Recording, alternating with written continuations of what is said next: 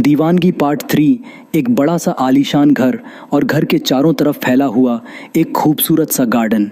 वह घर देखने में काफ़ी खूबसूरत था और वहाँ की इंटीरियर डिज़ाइन मॉडर्न था और वह गार्डन भी काफ़ी खूबसूरत था।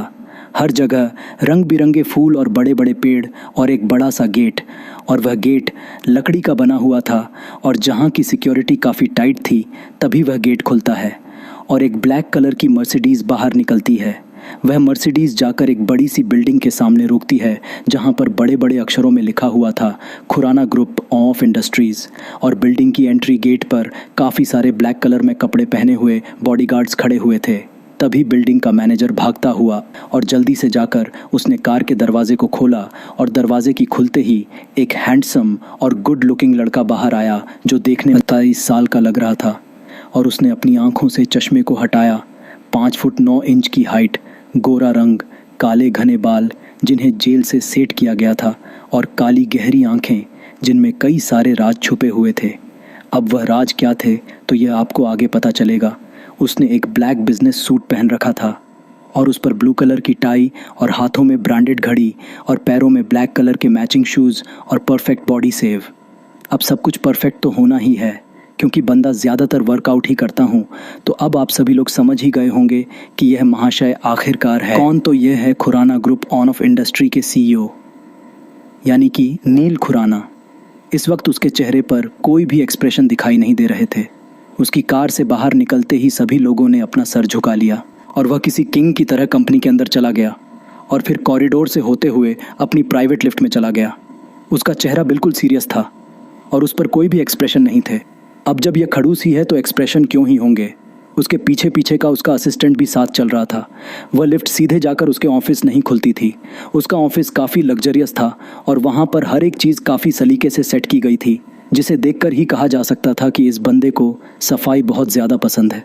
और फिर वह जाकर अपनी चेयर पर बैठ गया।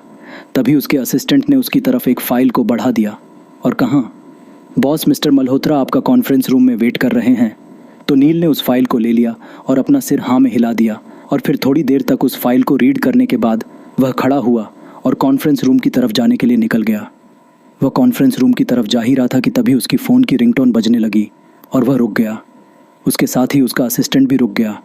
उसने अपने फ़ोन को निकाला और देखा कि उस पर मॉम नाम फ्लैश हो रहा था। तो उसने कॉल को पकड़ लिया और चलने लगा और उसने चलते हुए ही कहा, हेलो मॉम, क्या हो गया, आपने किस लिए फ़ोन लगाया? तो उधर से यामिनी खुराना ने नाराज़गी के साथ कहा, यानी कि जब मुझे कोई काम होगा तभी ने तुम्हें कॉल लगाऊंगी, राइट? तुम्हें पता भी है कि मुझे तुम्हारी कितनी याद आती है। सब लोग तुम्हें मिस कर रहे हैं और तुम हो कि हम लोगों को बिल्कुल भी याद नहीं करते। तो नील ने कहा, नहीं मॉम, ऐसी बात नहीं है, बस मैं थोड़ा कंपनी के कामों में बिज़ी हो जाता हूँ इसलिए बात नहीं कर पाता। तो उधर से यामिनी जी ने कहा, क्या काम है जिसकी वजह से तुम अपनी फैमिली को ही टाइम नहीं है पाते?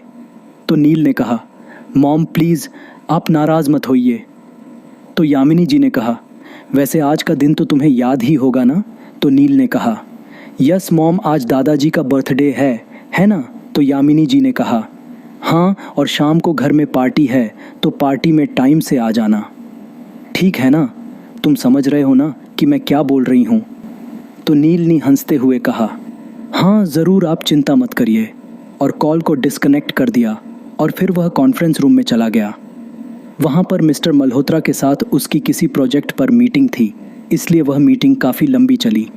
फिर मिस्टर मल्होत्रा ने कहा, तो डील डन, और अपना हाथ नील की तरफ बढ़ा दिया। तो नील ने भी हैंड शेक करते हुए कहा, yes of course mister Malhotra. Meeting ख़त्म होने के बाद वह वापस अपने ऑफिस में चला गया और फिर उसने अपने असिस्टेंट को बुलाया तो रोहन ऑफिस के अंदर आया। फिर नील ने कहा, आज हमें खुराना हाउस जाना है, मेरे दादाजी का बर्थडे है तो जाने की तैयारी करो। तो रोहन ने अपना सिर हाँ हिला दिया और वहाँ से चला गया। शाम का वक्त पूरे खुराना मेंशन काफ़ी सुंदर तरीके से सजाया गया था। हर तरफ लाइट्स, बड़ी बड़ी झूमर, पूरा खुराना मेंशन लाइट की रोशनी में जगमग आ रहा था और वहाँ पर इस वक्त पार्टी चल रही थी और काफ़ी सारे लोग वहाँ पर आए हुए थे और नील के दादाजी विशाल खुराना एक शाही कुर्सी पर बैठे हुए थे और उनके अगल बगल ही उनकी फैमिली भी बैठी हुई थी। सब लोग उन्हें जन्मदिन के लिए मुबारकबाद दे रहे थे और उनके लिए काफ़ी सारे गिफ्ट्स भी लाए हुए। आज के लिए इतना ही, बस मिलते हैं नेक्स्ट पार्ट में। तब तक के लिए बाय बाय।